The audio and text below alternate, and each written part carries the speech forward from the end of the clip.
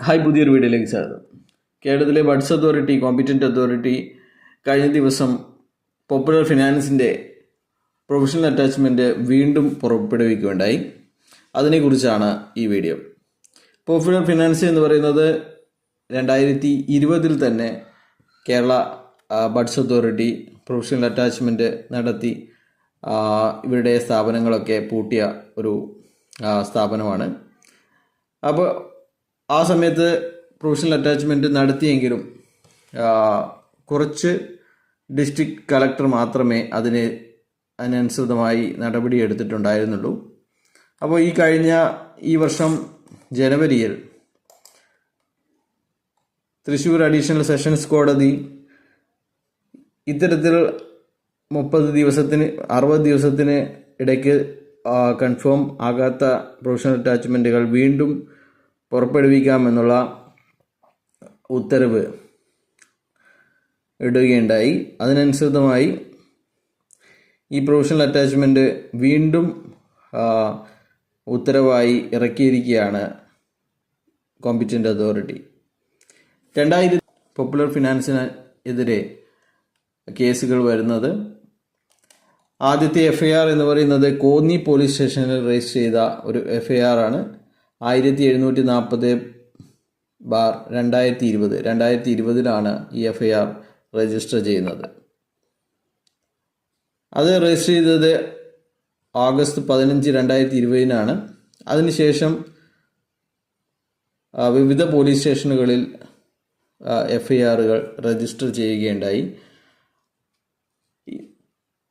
നിക്ഷേപകർ ഹൈക്കോടതിയെ സമീപിക്കുകയും ഹൈക്കോടതി ഈ ഒരു ഫിനാൻഷ്യൽ സ്ഥാപനത്തിനെതിരെ ബഡ്സ് അതോറിറ്റി പ്രകാരം ബഡ്സ് കോമ്പറ്റന്റ് അതോറിറ്റി നടപടിയെടുക്കണം, ബഡ്സ് ആക്ട് പ്രകാരം നടപടിയെടുക്കണമെന്ന് ഉത്തരവിടുകയുണ്ടായി. അതിനെ തുടർന്ന് എല്ലാ ജില്ലാ കളക്ടറോടും ഇവരുടെ ബ്രാഞ്ചുകൾ ക്ലോസ് ചെയ്യാനും അവിടെയുള്ള സാധനങ്ങൾ, ബ്രാഞ്ചുകൾ, കെട്ടിടങ്ങൾ എല്ലാം തന്നെ അറ്റാച്ച് ചെയ്യാനും ഉത്തരവിടുകയുണ്ടായി. അങ്ങനെയാണ് ഈ കേസ് കേരളത്തിലെ തന്നെ ആദ്യത്തെ ബഡ്സ് കേസായി മാറുന്നത്. തുടർന്ന് ഇത് കേരളത്തിൽ മാത്രമല്ല കർണാടകത്തിലും മറ്റ് സംസ്ഥാനങ്ങളിലും വ്യാപിച്ചു കിടക്കുന്ന ഒരു തട്ടിപ്പായതുകൊണ്ട് തന്നെ ബഡ്സ് ആക്ടിൽ പറയുന്നത് പ്രകാരം CBI അന്വേഷണം പ്രഖ്യാപിച്ചു. CBI ആണ് നിലവിൽ ഈ കേസ് അന്വേഷിക്കുന്നത്.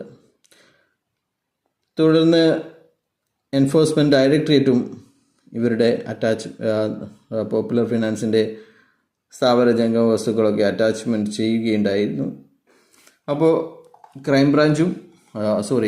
CBIയും ഇപ്പോൾ എൻഫോഴ്സ്മെൻറ്റ് ഡയറക്ടറേറ്റുമാണ് നിലവിൽ ഈ കേസുകൾ അന്വേഷിച്ചുകൊണ്ടിരിക്കുന്നത്.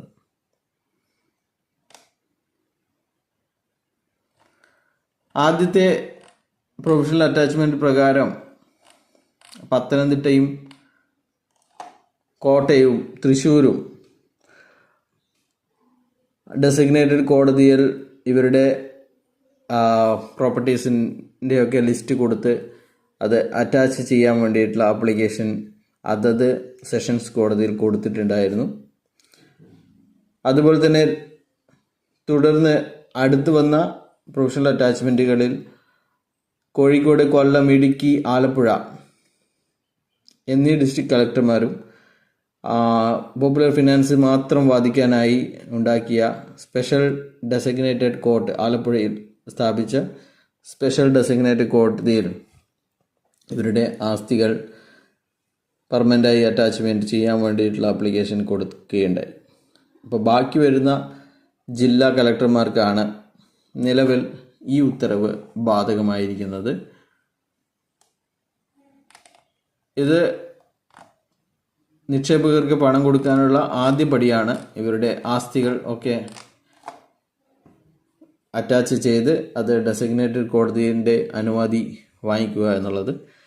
അപ്പോൾ ഇതിന് ക്ലെയിം പെറ്റീഷനൊക്കെ സ്വീകരിച്ചതാണ്. 1500ഓളം FIRകളാണ് ഈ കേസിൽ നിലവിലുള്ളത്.